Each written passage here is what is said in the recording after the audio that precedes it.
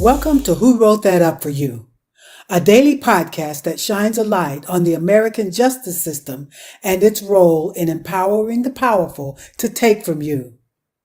The justice system is the only branch of your government where an individual, rather than the collective, can make the system act for you. It puts power in the individual's hands, but it's broken and being used against you at a time when you need it most.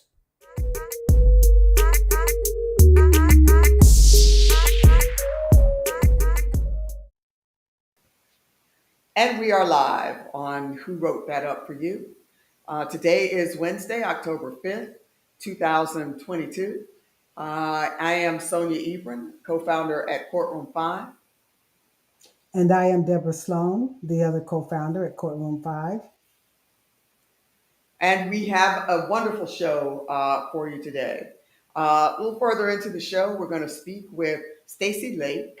She is the CEO at Law Wurk, doing some really interesting work with paralegals and trying to provide access to justice without direct supervision of a lawyer. But first, before we get there, Deborah, what is on your mind today? I want to talk a little bit about going pro se. And as a lot of us a lot of people know, pro se is basically for oneself or representing yourself in court. That's what they call pro se. And I was reading an article out of Urbana, Illinois, about at least 11 men ranging in age from 24 to 53, accused of serious crimes, wanting to go pro se, gun possession, rape, kidnapping, murder, all wanting to go pro se. And here on this show, we basically talk about civil litigation. And we rarely really go into the criminal, but it looks like that both the civil side and the criminal side of the courtroom are experiencing a high number of people representing that of people represent. And it's interesting that the that basically the courts are confused as to why that they don't know how to explain it. They try to blame it on COVID, but it's not really. I think it's just the times that we're in. That is fascinating. I think there is a right to counsel in the United States on most criminal issues. I believe you can expect to have a lawyer appointed for you if you're dealing with some kind of felony. Strangely enough, there are many misdemeanors where you can spend, a year in jail, but not be afforded a lawyer, to help you deal with those. That's really unfortunate. But I am surprised, I think, to hear that so many people are handling serious criminal charges where you can spend decades in prison, you know, without access to counsel. They're choosing to go pro Mhm. se. Mm. Yeah, but the thing is, unlike civil, you have a right to an attorney, and but still they choose to represent themselves for whatever reason. I could understand that to some extent. I mean, if you are designated if you are found by the court to be able to hire an attorney, there's paperwork to fill out, oftentimes there, um, and still not be able to afford an attorney. I know we see that on the civil side a lot, where you could apply to avoid fees. It's called IFP, or informa pauperis. In other Hmm. words, if the court finds Hmm. that you are a pauper, essentially, if you don't have enough money to afford to pay certain court fees, then the court will waive those fees. But certainly, there are lots of people who need access to legal services, to lawyers, and who can't afford them, but also make more money than would allow them to access free legal services through some of the legal aid programs. And so I guess I'm sort of wondering if that Mm, same thing applies on the criminal side, right? Where mhm. the court may find that you are not a pauper and therefore not eligible for a free criminal defense attorney, right? But you still can't afford an attorney, a criminal defense attorney on your own. I'm wondering if maybe that is what's driving some of this folks representing themselves. Hmm. I kind of thought that I don't know why I thought this, but I thought they pretty much took their word for it. That may be so. Maybe so in some jurisdictions, but I suspect there probably is some paperwork that you have to fill out to be able to get a free criminal defense attorney. Otherwise, why would somebody choose to pay for their own criminal defense if they can afford it? If they because can, they may do, because lawyer you pay for may be more attuned to what needs to be done. You have more work. You can hire a private investigator if you have probably had a lawyer. There's some extra things you can do. That's really interesting. I do know that public defender offices around the country are overwhelmed with the work that they have to do. And so they're not always able to provide their clients the sort of attention that, $1 million Hmm. defendant, a millionaire defendant would be able to pay to somebody in the private sector. At any rate, that's very interesting to hear. I certainly wish those defendants luck, but I do wish they would be able to find some assistance from legal counsel when they're facing those sorts of serious challenges. Exactly. Deborah, who won yesterday's challenge, and what do you have for us today? Well, unfortunately, nobody won yesterday's challenge. The question was Greta lost her appeal of a debt collection case because she did not preserve the errors complained of. What does that mean? One thing about preservation of error is that it's kind of a tricky concept. By the time you learn about it, it's almost too late to preserve issues. I mean, I think I learned about it, four cases into, my experiences of pro se litigation. Preservation of error is basically saving or keeping the issues alive so that they're available for appeal. That means that in the trial court, Greta did not either argue or object to an issue when it was time to do so. And so the issues weren't preserved. She could have done that through objections, affidavits, or motions, but she apparently did not. My goodness, my goodness. Yes. That was certainly a tough question. I guess I'm not surprised that we didn't have a winner there. But what do you have teed up for us tomorrow? Tomorrow's question or today's quiz: during what stage of litigation is a motion to compel typically filed? Is it a complaint, during the complaint stage, the answer stage, discovery, or trial? If you want to participate in this quiz, send your responses to quiz@courtroom5.com. That should be fun. I'm looking forward to seeing the answers. Hopefully, we'll get a winner for that tomorrow. At this time, I am happy to bring on to the show Stacey Lake at Hi. Law Wurk. Hi, Stacey. Thank you for joining. Who wrote that up for you? Thank you so much for having me. Absolutely. Stacey, tell us what you're doing at Law Wurk. Yeah, of course. So at Law Wurk, what we do is we connect the public with non-lawyer legal assistance. So primarily we operate out of California, and as various other states start licensing non-lawyers to provide services to the public, we're moving into different states. So basically our service is completely free for the public to use. They go on our Hmm. website, they're able to connect with a non-lawyer if their state allows it. And from that, they're able to engage that non-lawyer directly. So we help the non-lawyers create their businesses, get licensed in their state, and we facilitate connecting them with the public. And so we're not only helping small businesses to be created, we're also helping the public find that non-lawyer legal assistance that they need when they're unable to afford an attorney. Fantastic. I Mhm. think that's extraordinary, given the number of people who aren't able to afford a lawyer for their legal issues. It's really, I think, important to be able to provide, knowledgeable non-lawyers for those people. When you say Absolutely. when you say non-lawyer, are you referring to paralegals, or are there other types of trained individuals who might qualify to serve the public?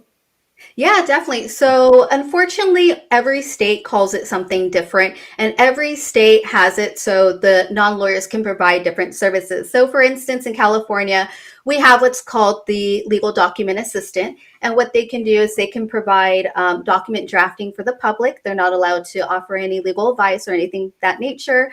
So, across the board, family law, evictions, bankruptcies, things of that nature are within that realm for a legal document assistant. But there's other states, for instance, Utah is pioneering the paralegal practitioner licensing role where they can actually give legal advice to the public. I believe that they can do some minor court appearances and things of that nature. But unfortunately, every state calls it something different. There is no universal word like attorney or lawyer. So every state is a little bit different. So what we're trying to do at Law Wurk is educate the public on these different state-specific non-lawyer roles so that they're able to more easily access and find those non-lawyers when they need that assistance. Extraordinary. And so lawyers are regulated by their state bars. Are these non-lawyers regulated in a similar way when they're providing direct services to the public?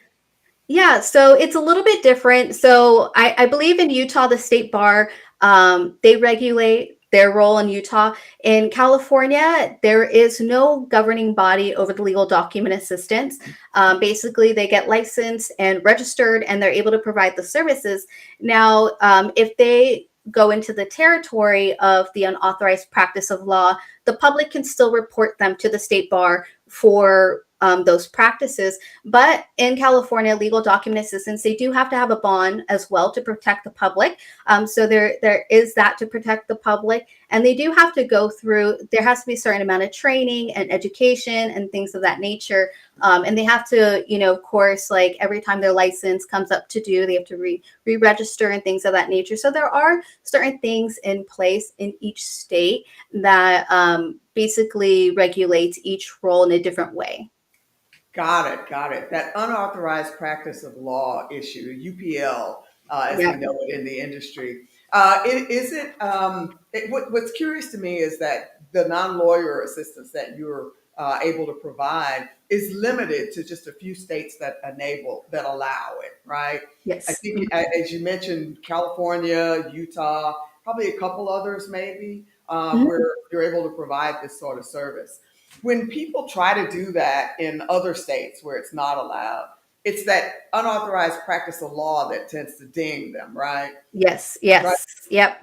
There's not necessarily any difference in the skill level from state to state. It's a question of whether it's allowed by a particular state, right? So, Right. And it's also about protecting the public as well. And to have those different measures in place that say, like, yes, you're qualified with your experience and education and skill level to provide this to the public and have those things like bonds in place because, if there are paralegals who just, go straight from working in house and start providing services to the public without realizing that that is UPL. They cannot do that without having that registration or that licensing in specific states. So there is that problem already in our industry that I think it's great to always, that paralegals are able to go out and have these new roles and create these new businesses for themselves. But also, we need to protect the public. And so, getting that registration, getting that licensing, having those bonds and those protections is really important for the public, just as it is for attorneys being licensed and having their malpractice insurance and things of that nature. extraordinary. And again, these non-lawyers are operating without being supervised or having to engage a Correct. lawyer at all. It's Mhm. fantastic. That is fantastic. And I suspect at a much more reasonable price point than if people were having to hire a lawyer. What do you, Yeah, definitely. what do you see as the potential for addressing some of these UPL restrictions, right? I'm sure you would prefer to operate nationally and to allow very capable non-lawyers in some other states to be able to provide these services. What do you see as you look forward, about the regulatory environment changing to allow you to operate more freely across the nation? Yeah, so the exciting thing is more and more states are opening up discussions about licensing non lawyers or trying to curb the access to justice gap using non lawyers. And so it's really exciting. I know New Mexico is working on their program right now, Colorado, Connecticut. So there's a lot happening. There's a lot of excitement from both sides, paralegals, a lot of paraprofessionals, attorneys across the board. In California, unfortunately, our innovation measures were completely stopped and shut down. So we're where we're at stopgap. It is what it is in California, but every other state, there's still so much excitement nationwide about creating these roles so that more people across the nation can access more legal support. Because I will definitely say, I always tell everybody, I'm not coming from a place of not knowing what I'm talking about because I actually currently live and grew up in a very economically depressed area in California. When people hear California, they think money, not where I live. And I worked in one of the maybe 20 law firms in this area, serving about 350,000 people. And I worked family law, and we would have a lot of domestic violence survivors coming to us. And our retainer fee was $8,000 for a restraining order and a divorce. And when you just escaped a situation like that and you're a survivor, you don't have disposable income. And I was tasked as the paralegal to tell them after they had their consult, tell them the amount. And it was my task to then send them away. And that was always, a punch to the gut, just because I'm just like, there has to be something better. Like, this person is in the worst spot they've ever been in their life. They need somebody to help them through this really complicated and really stressful situation, but we need $8,000 to do it. It's just not right. And so, one of my big goals through Law Wurk is we're working really hard to create a system of having restraining orders be completely free across the board for everybody. So right now we're going to work on just California, but that's really something I want to do specifically for survivors, is to create them, to have them have that system to take them through from petition through their final order. And we are seeing a lot of I've gotten really great feedback from the public in terms of costs across the board, whether it's divorce or eviction. We're seeing somewhere around the range of 10% to 20% overall cost of what an attorney would charge when using one of these paralegals or paraprofessional non-lawyers.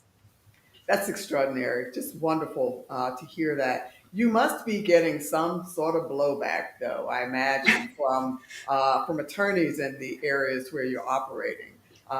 Is there a sense that you are taking money out of their pockets, and like what sort of challenges are you facing? I will definitely say I have had attorneys approach me, and they're not. They don't believe in non lawyers being able to provide the public services accurately. And so I had a lot of attorneys approach me based off of protecting the public, and I am right there with them. I haven't had any pushback outside of that. But one thing I always say in terms of, I've seen a lot of comments online about attorneys saying that this is taking money out of their pockets. But there's this great quote by the president of the Washington State Bar when they were creating their non-lawyer program. So the president of the Washington State Bar, he basically said that the people who are going to go to non-lawyers weren't going to go to attorneys to begin with, because they can't afford you. And that's realistic. Thinking of the example I just gave of those domestic violence survivors, they went to an attorney, they couldn't afford it. Therefore, they're not going to go. If they go to another attorney, they're not going to afford it. But if they can find a non-lawyer that's 10% of the cost, that's that client for that person. So basically, the clients that are for the lawyers are still going to go to the lawyers. The people that were never the clients of the lawyers are going to go to the non-lawyers. Yeah, that makes so much sense. I mean, obviously, if you could afford it, you'd rather have a lawyer, someone who's been trained in this specific area to do it for you. But there are so many people who just don't have the means to do that. So just really Right. happy to hear that there's a solution for those people in these specific areas. Then, Stacey, Yeah. again, where are you operating? Where can people expect to be able to have non-lawyers serve them?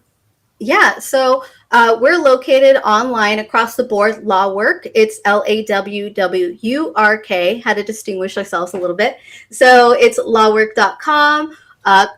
Any social media, Facebook, Instagram, LinkedIn, we're on there as Law Wurk, and we can be connected through there. I always invite people to reach out to me via email with their stories or on social, their stories. I'm always excited to talk to people, and if I can help them in any way in bridging the access to justice gap, I'm all here for it.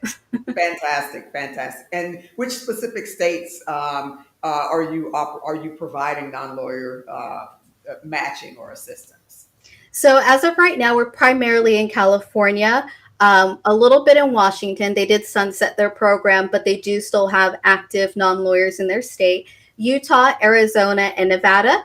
And once the other states kind of get going, we're going to start moving into there, reaching out to different non-lawyers to try to help different paralegals see who's interested in starting their business and work with them and get that started and hopefully impact those states as well. Fantastic, fantastic. We wish you the best of luck. This is a huge Thank you. problem that you're solving. So we'll continue to watch your progress as things change around the country, and we'll have you back to Thank you talk. so much. Thank you, Stacey. You have a great Thank you day. so much for having me. You too. Thank you. Bye.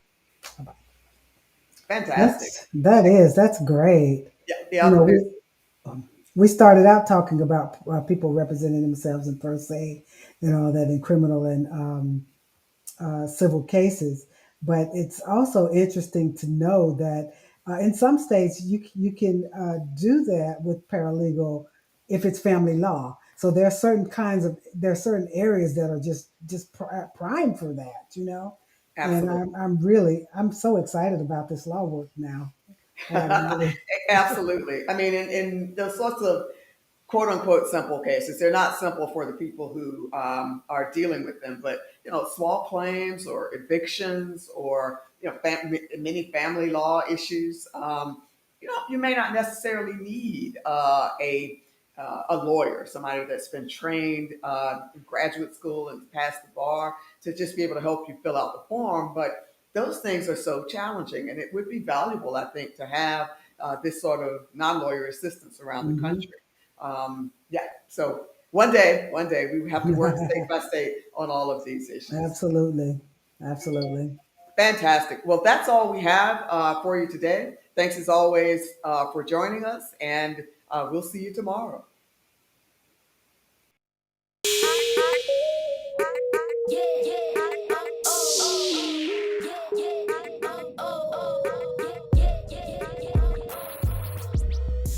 Are you feeling beleaguered, angry, or afraid, as if things are spinning out of control and you're powerless to stop them?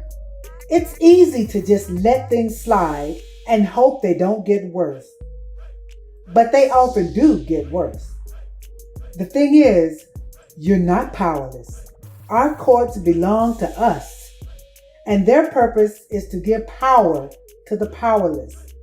Don't let your grievances pile up without redressing them. You can handle this in court. Or, if someone takes you to court, you can take them to school.